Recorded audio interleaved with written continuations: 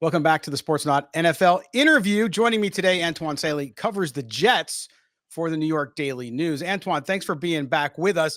Listen, I got to be honest with you. I made a video a couple weeks ago for Sportsnaut, or a week ago for Sportsnaut, being highly critical of the Jets organization with the Hassan Reddick situation. Here's a guy that when they traded for him, they knew he wanted a new deal, but yet the whole offseason they were unable to do it. So now we had the drama to start off training camp or right before training camp. Where does that sit today? And fill me in on if I was right, wrong, or pretty close.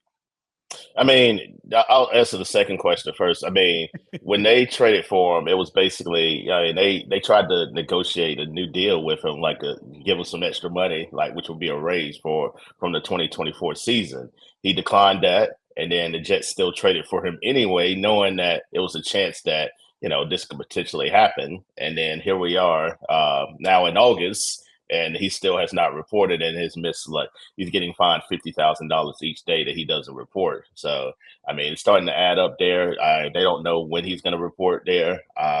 It could be tomorrow. It could be 3-4 weeks from now. It may not happen at all. But he's obviously dug in to not report it and wants the new deal because he's already missed out on a $250,000 workout bonus. He got fined for missing mandatory minicamp. And then now he's getting fined $50,000 each day. So I think he's dug in, and it just no end in sight, at least at the moment. Yeah, and it seems to me too with that Jets defense and some of the departures they had there, they really need him in there in camp. Have you? He's obviously holding out, but what are you hearing from the organization? Are you hearing that they're talking at all, or is this just kind of a stalemate right now? I mean, it's been some talks, but nothing is imminent as of right now. So it's kind of it's in flux. And until he gets there, then nobody knows when he's going to show up there. And I think he's fine. I mean, to an extent, he's a veteran, but if it goes past a certain point, then even for him, because this is a new team for him. It's not like it's, a former, he's on the same team that he's been on with the Eagles. This is a brand new team. He hasn't been in the locker room at all, got to know any of his teammates. And I think that's big to kind of just, get that rapport and everything down. And also, learning the new defense there, although, people will say, he's an edge rusher and, things should come natural, and it might, but it's still a whole new, beginning for him. So he definitely needs to get in there sooner rather than later. Absolutely. And I know, again, the Jets there's so much expectation with what happened last year. And of course, the injury to Aaron Rodgers. It's a big year for the Jets. We've heard from your work and others covering the team about some of the early concern with the offense in camp so far. It's very, very early. I tell fans always, don't get too caught up in the first week, but we saw the passionate sideline discussion between Aaron Rodgers and Garrett Wilson. Talk to us a little bit about what's causing that. Is it just Rodgers coming back in, new players on the field, getting used to everything? What's going on with the Jets offense? Well, they really don't. They really say it's nothing, which I don't. I mean, I just think it's really passionate people. I mean, Garrett, I've known him longer than I know Aaron because I've been covering the team since he got there. He's always been a passionate person. He wants to win. Last year he said was the worst year of his life, obviously, with Aaron getting hurt and the high expectations there.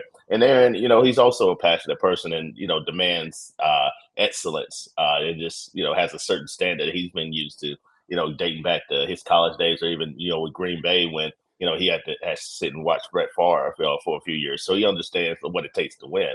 That's kind of what it is. I really didn't think much of it because, again, it's football. It's just going to happen there. And, had the fan not even, filmed it, we wouldn't even be having this discussion anyway. So, yes. Yeah, I really don't think it's a big deal there, but people are going to make it to be a big deal simply because Aaron Rodgers is a very polarizing figure, and anything that he does gets magnified to 1,000 each time that he does it.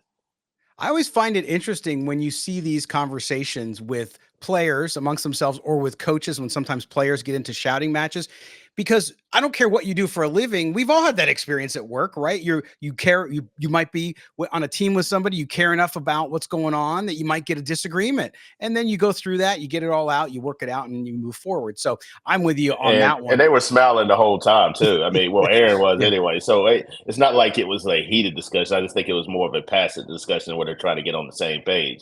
I think he also yelled at Joe Tipman, who's had some high snaps and throughout the course of camp, and and he actually said to us because I asked him, he was like, sometimes he has to get on guys' rear end from time to time too, but they can take it. So I mean, that's how it is, especially when you got a quarterback like him. I mean, Yeah. Tom Brady did it, Peyton Manning did it. I mean, all the greats have done it. So again, like I don't necessarily feel it's a big deal, especially with a team like the Jets that are trying to break through and have been in futility for so long. Yeah, let's stick with the offense for a second. That retooled offensive line. Obviously, Aaron Rodgers coming off the injury, and we'll ask about him in a second. But when you look at that offensive line, what's the early returns there? Well, I mean, they signed Tyron Smith, they signed John Simpson. They also signed Morgan Moses. Morgan Moses has not participated in team drills as of yet. So they still don't have that continuity as of now. Mm. And then Tyron Smith is, he'll practice one day. They kind of have him a kind of plan, sort of what the Cowboys have had him simply because he suffered a lot of injuries throughout the course of his career and hasn't played a full season since 2015. So they don't have that continuity yet in camp. They hope they can generate that soon. Elijah Vera Tucker is one of their two returning players on the offensive line. He's returning from an Achilles injury that he suffered, at Denver last year. Has suffered 2 season-ending injuries at Denver, which is crazy. Just the coincidence how that happened. But yeah, he's returning. Joe Tippman was returning. Obviously, you talked about him and his high snaps there. It's pertinent that they have some continuity on offensive line because that's been an issue with the Jets the last few years. 22, they had 11 different players starting the offensive line. 23, they had 14 different offensive line combinations in 17 games. And it's hard to win like that when, you have that, people just coming in and out on a consistent basis there. But they feel like they're in a much better place talent-wise. I agree with them. And also them going to get Fashanu for Penn State. I definitely think that was huge, too, just for some added insurance. Yeah, fantastic player. Looking forward to seeing him get on the field. Aaron Rodgers. Okay, so he's back from the injury. He's on the field. We talked about his conversations with teammates, but what's the overall feeling? How's he feeling? And what are you seeing from him early on here in camp and getting out there in full action on that Achilles? He doesn't have any restrictions or anything like that. Mhm. He's totally fine. As far as like the offense as whole, it's been up and down. Like yesterday when they practiced, which was Wednesday, they ended up throwing 6 touchdowns in the red zone, which I thought was really good and tremendous there. So that's a positive. The bad part is when the first 2 days in pads, the offense was kind of like out of rhythm and had a lot of miscues there, whether it be not separated from defensive backs or quarterbacks or just, trying to catch the ball or Rodgers, selling some passes too. So it was just a lot of chemistry things that kind of went wrong, which is, to be expected, especially when you put on the pass. They're typically, the defense is usually ahead of the offense at that point, especially how good the Jets defense has been the last couple of years. But yeah, I mean, I definitely think it's seen some encouraging signs there. I don't think Rodgers has been bad. I just think the offense is going to go some growing pains. And I think that's what's going to happen during the Mm. season, too.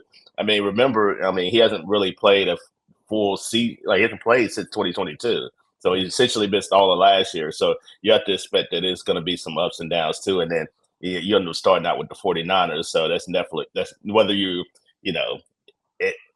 got the ball rolling or not, that's not going to be an easy task playing the defending NFC champions. No, absolutely. And then he's got Mike Williams. He's got some new players out there. So you not only are you getting in there for the first real action, but you got people who are also new to the system. So I would imagine. Well, I will say also to interrupt you, Mike Yeah, Williams isn't still clear yet. he's Like, not remember, cleared he yet. tore his ACL. Yeah, he Yeah, tore his ACL last year when he was with the Chargers. So he's yeah. still working his way back.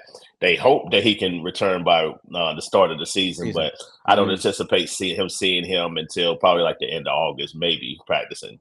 Yeah. Now, when I saw you at the combine, and we talked a little bit last year about the Jets, when you look at the situation with the team, expectations around this team, Robert Saleh, the coach, how hot is his seat going to be? I mean, like you said, they start off week 1 with a really tough tough one with the 49ers. But what's the expectation there with the organization, with the fans around this Jets team, and how quickly they're going to have to put it together, and if his job is truly going to be in jeopardy early in this season? It's hot. I mean, anytime your owner comes out and says, I'm not happy with how things, went last year, offensive wise, and they should have had a backup quarterback. They should have had another plan outside of Zach Wilson, who's now in Denver.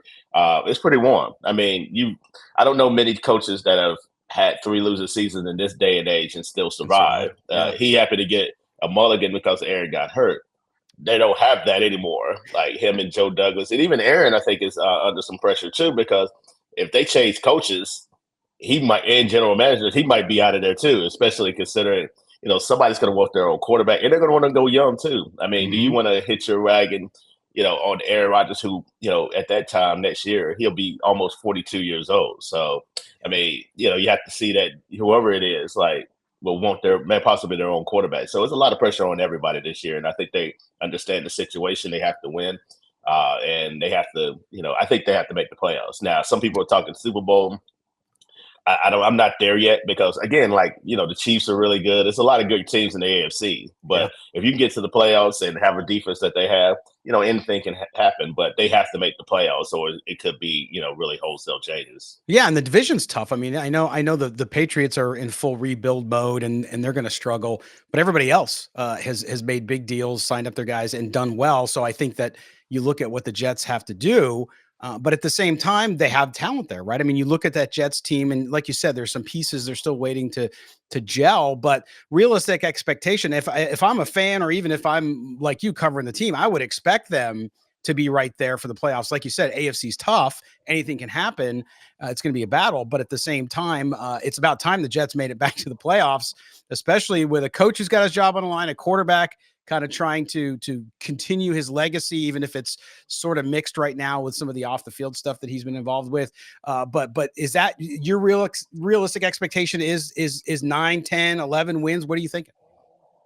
I think Buffalo's still the team to beat in the division to prove it otherwise. I think you still have the best quarterback and coach combination in the division.